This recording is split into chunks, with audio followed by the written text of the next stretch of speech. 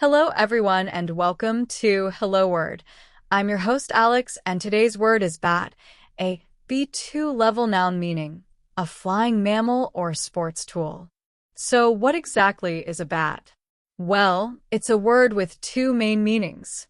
First, it's that nocturnal flying creature, the only mammal capable of true flight. Second, it's a piece of equipment used in various sports like baseball and cricket. Now, let's look at some synonyms.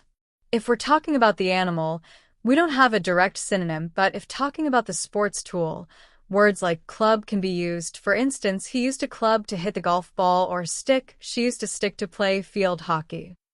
Now, for antonyms, this is tricky as they depend on the specific meaning of bat.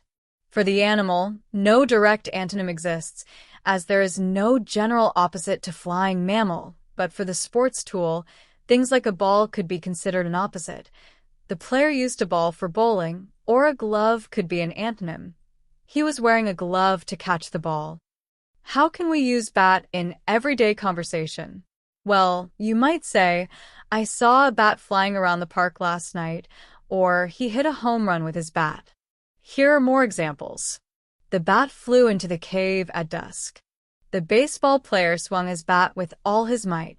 They use a different bat for cricket than for baseball.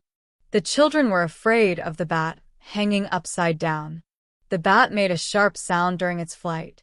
We've learned today that bat is a B2 level noun with dual meanings, a flying mammal and a sports tool, which has synonyms such as club or stick when referring to sports equipment, and can have contrasts with ball or glove. Thank you for joining me on today's episode of Hello Word. Remember to subscribe to the podcast and leave a review to help others find the show.